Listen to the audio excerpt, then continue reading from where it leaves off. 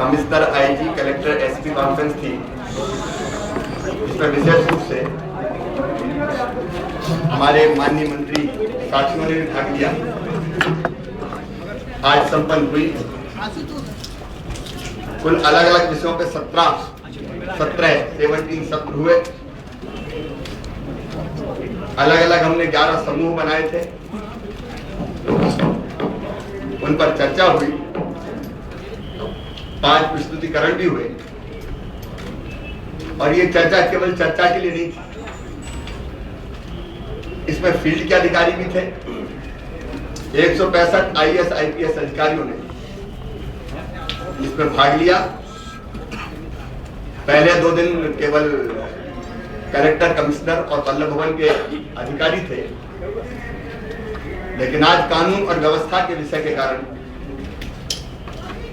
हमारे IG, commissioner और ऊपर के पुलिस अफसर भी इस कॉन्फ्रेंस में उपस्थित हुए। इसमें व्यापक रूप से हमने योजनाओं के क्रियान्वयन में आने वाली कठिनाइयां, क्योंकि सारे फील्ड के अफसर यहां उपस्थित थे, इसलिए उनके अपने फील्ड के अनुभव भी थे। फिर मंत्रिमंडल पूरा यहां था। जनता के बीच काम करते हुए वो जो महसूस करते थे कठिनाइयां जनता की भी, उसके बारे में उन्होंने चर्चा की और उस आधार पर 122 निर्णय हमने लिए। मुझे खुशी इस बात की है कि लगभग सबने चर्चा में भाग लिया। ये 3 दिन में 122, 3 दिन के जो सम्मिलित फैसले हैं वो 122, ये चर्चा की चर्चा नहीं है। किसी निष्कर्ष पर पहुंच के हम उसको फिर क्रियान्वित करने के बाद फैसले करना चाहते थे, इसलिए ऐसे 122 निर्णय हमने लिए हैं जिन पर हमने फैसले किए हैं। एक तो सभी जो गरीब वरिष्ठ नागरिक हैं, वृद्ध दंपत्ति हैं, उनको अंत्योदय अन्न योजना के कार्ड जारी किए जाएंगे, क्योंकि कई जगह स्थिति है कि बुजुर्गों को दोनों समय भरपेट भोजन मिले, इसकी भी दिक्कत कुछ गांव में आती है, कई जगह आती है। इसलिए हमने एक तो फैसला किया कि मिड डे मील के साथ उनका भोजन बनेगा, दोपहर का भोजन उनका उसमें होगा, लेकिन उसके अतिरिक्त अंत्योदय अन्न योजना के कार्ड भी उनके बना के दिए जाएंगे ताकि राशन पर्याप्त उनके पास रहे। हमने ये भी तय किया कि जिले में भंडारित तथा भविष्य में उपार्जन होने वाले मक्का एवं अन्य मोटे अनाजों को भी सार्वजनिक वितरण प्रणाली के माध्यम से वितरित किया जाएगा। पीडीएस के बारे में विस्तार से चर्चा हुई। उस सिस्टम को, सार्वजनिक वितरण प्रणाली को और कैसे बेहतर करें, कई सुझाव आए। विस्तार से कुछ चीजें आपको मिलेगी, लेकिन एक हमने पीडीएस से संबंधित सभी वाहनों में जीपीएस हम लगाएंगे ताकि उसको देखा जा सके कि वो कहां जा रहा है। फिर प्रदेश के जो अति गरीब और पिछड़े 17 जिले हैं, उनकी सूची श्योपुर कला, शिवपुरी, धार, झाबुआ, खरगोन, बड़वानी, खंडवा, बैतूल, टीकमगढ़, छतरपुर, सिवनी, मंडला, बालाघाट, सतना, सीधी, शहडोल, उमरिया में जो बीपीएल श्रेणी के 1,70,000 परिवारों का चयन भी अंत्योदय अन्न योजना के अंतर्गत किया जाएगा और उन्हें भी राशन कार्ड जारी किए जाएंगे।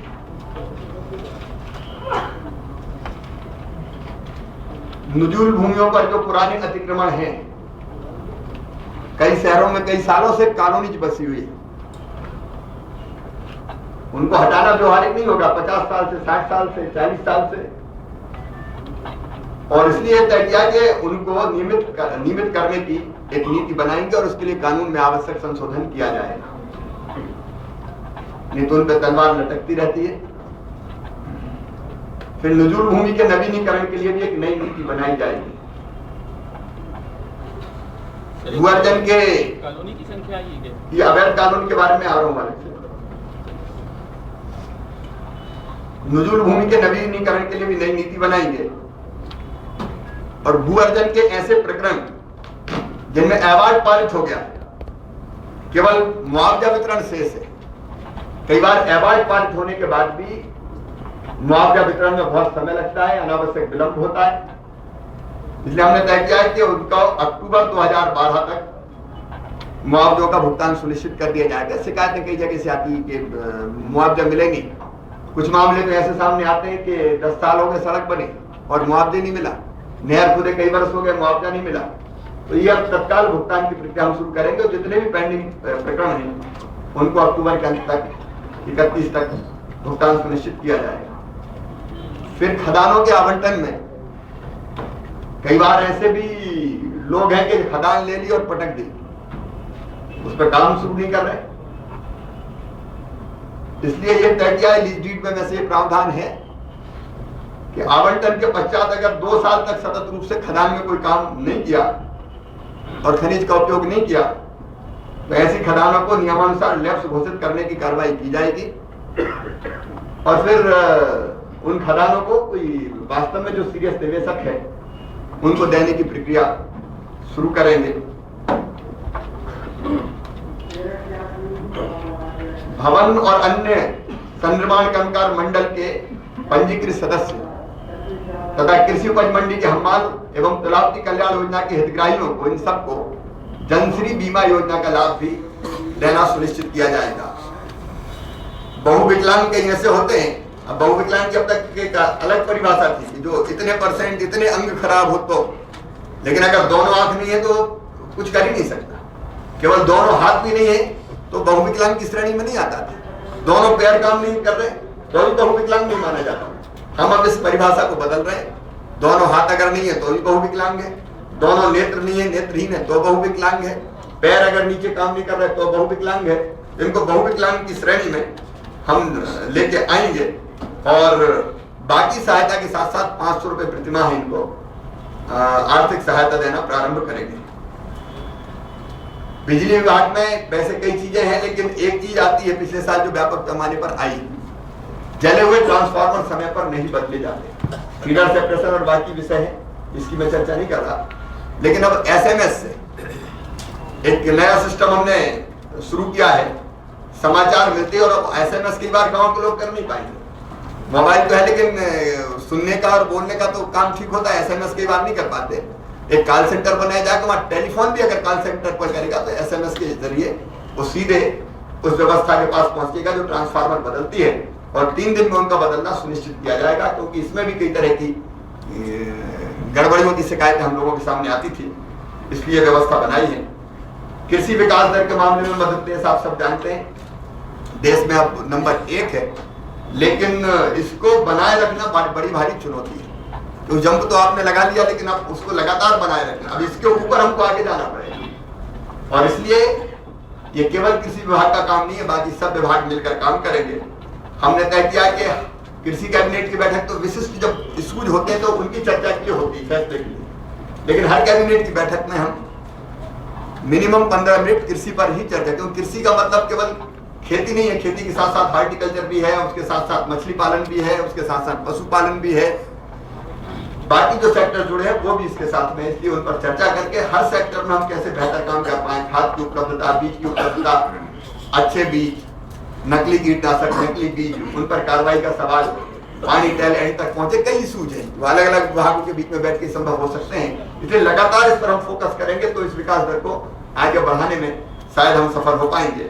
और वैसे ही प्रभारी मंत्री अभी योजना समिति की बैठकें करते हैं जिलों में जाके, ऐसे विषयों के लिए उनके पास समय कई बार नहीं बचता, लेकिन ये भी तय किया है कि योजना समिति की जो रेगुलर बैठक है उसके अलावा केवल कृषि पर ही वो बैठक लेंगे, ताकि उस जिले में क्या हो रहा है कृषि सेक्टर में। वैसे कमिश्नर्स को भी तय किया कि महीने में 1 बैठक वो कृषि के सेक्टर्स की लेगा और कलेक्टर हर सप्ताह इसकी समीक्षा करेंगे, ताकि इस विकास दर को हम बढ़ाए रख सकें। एक ऑर्गेनिक क्रॉप प्रमोशन काउंसिल की स्थापना भी की जाएगी। अब हमारे आदिवासी क्षेत्रों में जैविक खेती होती है, लेकिन उस जैविक खेती का प्रमाणीकरण, उसकी ब्रांडिंग, उसकी कोई व्यवस्था नहीं। हमारा कोदो और कुटकी 4-5 रुपया किलो खरीद के ले जाते हैं और वही 50 रुपया किलो फिर शहरों में जाके बिक जाता है। अच्छा मक्का भी हमारे यहाँ होता है और भी कई तरह की जो फसलें हैं, तो उसके प्रमोशन के लिए काउंसिल की स्थापना की जाएगी, ताकि ठीक दाम मिल सके, प्रमाणीकरण भी हो सके, ब्रांडिंग भी हो सके। इसकी हम लोग व्यवस्था करेंगे। और एक विषय ये किया जाता है कि गौशाला में जो गाय होती है अनुदान बहुत कम मिलता है, इसको बढ़ा के क्योंकि उसमें गुजारा नहीं होता, दुगना किया जाएगा, ताकि कई बार तो समस्या आ जाती है कि गाय पकड़ भी लो तो रखो कहाँ, चारे का भूसे का खर्चा कौन उठाए, इसलिए इसको दुगना करने का फैसला किया है। नगरीय जो सेवाएं हैं उनको भी लोक सेवा प्राधिकरण के अधिनियम के अंतर्गत सम्मिलित करेंगे। शहरी गरीबों के आवास के लिए एक दूरगामी योजना बनाएंगे। झुग्गी झोंपड़ियों में लोग मर्जी से नहीं मजबूरी में रहते हैं और इसलिए केवल हटाने की बात करना ये न्याय नहीं है। गरीब कहां जाएगा, मजदूर कहां जाएगा, शहर में लोग आएंगे काम की तलाश में, जनसंख्या भी बढ़ेगी तो एक तो नई कॉलोनियों का विकास होता है, नए निर्माण के काम होते हैं, तो एक ऐसा प्रावधान हम कर रहे हैं कि अस्थायी रूप से रहने के लिए भी उनकी व्यवस्था, जो बड़ा बिल्डर है या सरकारी भवन भी बड़े बनते हैं तो वहां की जाए, नहीं तो कहीं भी पन्नी तान के उनको रहना पड़ता है, धीरे धीरे फिर वो परिवर्तित झुग्गी में हो जाती है। लेकिन उसके साथ साथ ऐसी एक योजना बनाएंगे जिसमें हटाने की बात नहीं, व्यवस्थापन करके हटाने की बात, मकान देने की बात, और आगे भी योजना में गरीब आदमी अगर रहेगा तो कहाँ रहेगा इसका प्रावधान, इसकी एक नीति बनाएंगे, उस पर हम लोग काम करेंगे। अवैध कॉलोनी एक इशू है और मैं मानता हूं कि सबको अवैध कहना न्याय भी नहीं, या तो सरकार ये व्यवस्था करे, हमने निर्देशित किया है कि लोअर मिडिल क्लास के लोग, मिडिल क्लास के लोग, हर एक की आकांक्षा रहती है कि शहर में रहने के लिए एक मकान कम से कम उसका हो। अब शासकीय जब व्यवस्था नहीं होती तो कहीं भी कोई प्लाट काटता है वो प्लाट खरीद लेता है, अब वो वैध है कि अवैध है उस चक्कर में उतना वो नहीं पढ़ पाता, फिर कॉलोनी बस जाती, और जब पूरी कॉलोनी बस जाती तब हम कहते हैं सुविधा नहीं दे सकते क्योंकि अवैध है। हम ये मानते हैं कि ऐसी जितनी कॉलोनियां हैं, कोई 30 साल की, कोई 40 साल की, इन सबको वैध किया जाना ही न्याय होगा, उचित होगा, और इसलिए उसकी भी एक नीति हम बना रहे हैं जिससे इन अवैध कॉलोनियों को हम वैध करने की दिशा में कदम उठा सकें। एक बड़ी समस्या शहरों में है पेयजल के वितरण की और सीवरेज की व्यवस्था की। फैसला किया है चर्चा करके हमने कि मेट्रोपॉलिटन वाटर एवं सीवरेज बोर्ड भी बनाया जाएगा। जो बड़े शहरों की मैं बात कर रहा हूँ, ये बड़ी समस्या है। वैसे तो पेयजल के लिए भी मुख्यमंत्री पेयजल योजना शहरों के लिए भी हमने बनाई है, मुख्यमंत्री अधोसंरचना विकास योजना जिसमें 1400 करोड़ रुपए इसी साल हम खर्चा करने वाले पूरे प्रदेश के शहरों के विकास के लिए हमने बनाई है। लेकिन ये पेयजल की व्यवस्था वितरण की और सीवरेज की व्यवस्था के लिए एक अलग बोर्ड बनेगा जो विशेष रूप से इसी काम को देखेगा, क्योंकि शहरों में पानी भर जाना, सीवरेज का कोई सिस्टम नहीं होना, सड़कों पे वो पानी बहना, उसके लिए बोर्ड बनाने की जरूरत थी, वो हमने फैसला किया है। एक समस्या और शहरों में आती है, हाउसिंग बोर्ड और विकास प्राधिकरणों की जो कॉलोनीज होती है उनको नगरीय प्रशासन लेने से इनकार कर देता है। अब हालत ये हो जाती है कि हाउसिंग बोर्ड की कॉलोनी में रह तो रहे, लेकिन वहां मरम्मत कौन करे, वहां सड़क कौन बनाए, बाकी व्यवस्थाएं कौन करे, और इसलिए इसमें हम लोगों ने तय किया है कि इनको समयबद्ध तरीके से इन कॉलोनीज को, हाउसिंग बोर्ड की और विकास प्राधिकरणों की, इनको नगरीय निकायों को समयबद्ध तरीके से हस्तांतरण किया जाएगा, ताकि वहां बाकी जो सुविधाएं हैं उनको भी विकसित कर पाए। इसके लिए जो वर्तमान नीति है उसमें हम संशोधन करने का काम करेंगे। पार्किंग शहर में एक बड़ी समस्या बनकर उभरी है, सड़कों पर गाड़ियां खड़ी रहती, जगह बचती नहीं है, और इसलिए बहुमंजिला पार्किंग के लिए एक नीति बनाने का हम लोगों ने फैसला किया है। मुख्यमंत्री ग्रामीण आवास मिशन एक महत्वाकांक्षी योजना है ग्रामीण क्षेत्रों के लिए। वहां किस्तों का भुगतान जो ग्रामीण आवास मिशन में किस्तों का भुगतान 4 किस्तों में होता था, उसको अब घटा के 3 किस्तों में लाने का फैसला हम लोगों ने किया है।